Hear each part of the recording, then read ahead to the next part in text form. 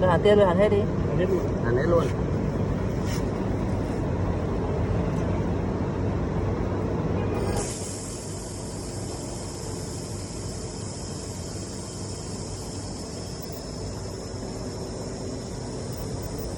Này nó không đau mắt.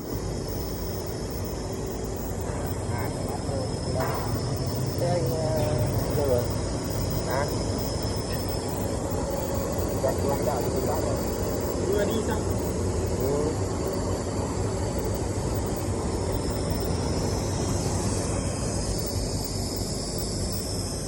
Anh quen rồi mà đếch đi hàng thì hàng đông khác cầm máy hàng kia đếch hàng được.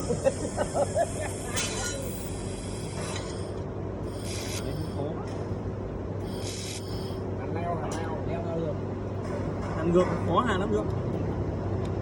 Hàng neo đeo ra được. Làm thôi.